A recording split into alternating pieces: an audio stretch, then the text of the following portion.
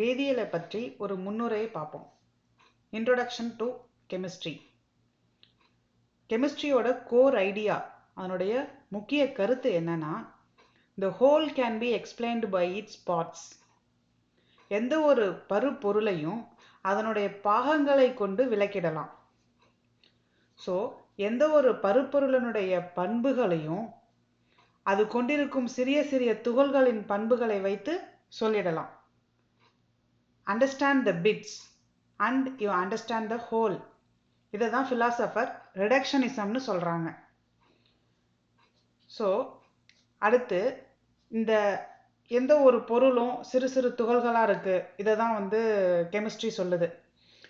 இதை 2000 வருஷத்துக்கு முன்னாடி சொல்லிட்டு இருந்தாங்க. பட் அதை எப்போ அக்செப்ட் பண்ணிக்கிட்டாங்கன்னா, ரீசண்டாக 200 வருஷத்துக்கு முன்னாடி தான் எந்த ஒரு பொருளும் சிறு சிறு துகள்களால் இருக்குது அப்படின்றத அக்செப்ட் பண்ணிக்கிட்டாங்க. ஸோ அது எப்போ நடந்ததுன்னா, இந்த சயின்டிஃபிக் ரெவல்யூஷன், அறிவியல் புரட்சியெல்லாம் 16th செஞ்சுரியில் நடந்தது. அப்போ தான் இந்த ஆராய்ச்சியாளர்கள் அவர்களுடைய அனுபவ அளவீடுகள், எம்பரிக்கல் மெஷர்மெண்ட்ஸ், இதெல்லாம் வச்சு இந்த பார்ட்டிகுலேட் மாடல் அப்படின்ற ஒரு விஷயத்தை கண்டுபிடிச்சாங்க. பார்ட்டிகுலேட் மாடல்னால் இந்த விஷயந்தான், எந்த ஒரு பெரிய பொருளும் சிறு சிறு பொருள்களால் ஆனது அப்படின்றத சொன்னாங்க. இதுதான் பார்ட்டிகுலேட் மாடல். ஸோ அதுக்கு முன்னாடியெல்லாம் கண்டினியூஸ் மாடல் அப்படின்ற ஒரு கான்செப்ட் இருந்தது. ஸோ இந்த கான்செப்ட் அக்செப்ட் பண்ணதுக்கப்புறம் 16th செஞ்சுரியில் இந்த கண்டினியூஸ் மாடலை அப்படியே டிஸ்கார்ட் பண்ணிட்டாங்க.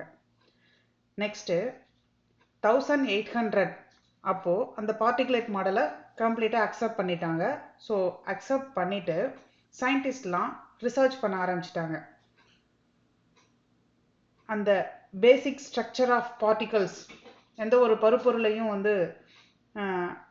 அந்த பேசிக் பார்ட்டிகல்ஸ் தான் இருக்குது அப்படின்றத தெரிஞ்சுக்கிறதுக்காக அதனுடைய ஸ்ட்ரக்சர்லாம் ஆராய்ச்சி பண்ண ஆரம்பிச்சிட்டாங்க.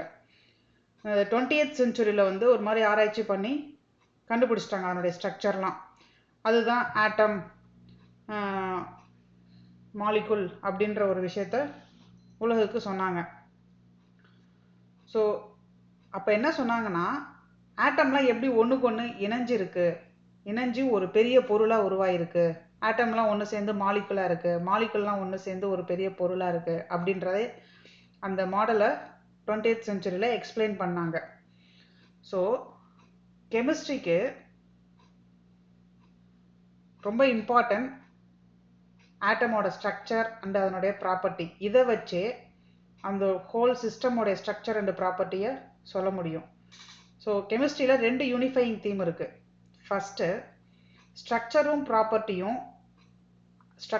ப்ராப்பர்ட்டிக்கும் உள்ள ரிலேஷன்ஷிப், அதுதான் first unifying theme. Second unifying theme, ஒரு சின்ன பொருளில் இருந்து பெரிய இந்த யூனிவர்ஸ் வரைக்கும் எப்படி அது ஒவ்வொரு விஷயத்துலையும் எப்படி ரியாக்ஷன் நடந்து அது பெருசாக எப்படி ஃபார்ம் ஆகிருக்கு அப்படின்றது, எப்படி உருவாகி இருக்கு அப்படின்றத தெரிஞ்சுக்கிறது ஒரு செகண்ட் யூனிஃபையிங் தீம். ஸோ எப்படி இந்த ஒவ்வொரு மொழிகளிலையும் டிஃப்ரெண்ட் லெட்டர்ஸ், பேசிக் லைக் எக்ஸாம்பிள் தமிழில் இருக்கிற மாதிரி இங்கிலீஷில் இருக்கிற மாதிரி, இங்கிலீஷில் ஆல்ஃபபெட் 26 ஆல்ஃபபெட் இருக்குது. இந்த மாதிரி பேசிக் ஒவ்வொரு மொழிக்கும் டிஃப்ரெண்ட் லெட்டர்ஸ் இருக்கும் பேசிக்காக. அந்த லெட்டர்ஸ் எல்லாம் ஒன்று சேர்ந்து எப்படி வார்த்தைகளாக மாறுது, அந்த வார்த்தைகள்லாம் ஒன்று சேர்ந்து எப்படி வாக்கியங்களாக மாறுது, இந்த வாக்கியங்கள்லாம் ஒன்று சேர்ந்து எப்படி ஒரு பெரிய காவியமாக மாறுது. இந்த ஐடியாவை புரிஞ்சிக்கிட்டாலே இந்த நம்ம கெமிஸ்ட்ரியோட பேசிக் கான்செப்டை நம்மளால் ஈஸியாக புரிஞ்சிக்க முடியும். இதே மாதிரி தான் ஒரு ஆட்டமில் ஆரம்பித்து ஆட்டம்லாம் ஒன்று சேர்ந்து காம்பவுண்ட், ஆட்டம்லாம் ஒன்று சேர்ந்து எலமெண்ட்லாம் ஒன்று சேர்ந்து காம்பவுண்ட்லாம் ஒன்று சேர்ந்து காம்ப்ளெக்ஸ் சப்ஸ்டன்சஸ் இப்படின்றது லிவிங் திங்ஸ். எல்லா லிவிங் திங்ஸ்குள்ளேயும் இதுதான் இருக்குது. லிவிங் திங்ஸ் மட்டும் இல்லை, எல்லா விஷயத்துலையுமே உலகத்தில் அதுதான் இருக்குது. ஸோ இதுதான் கெமிஸ்ட்ரி.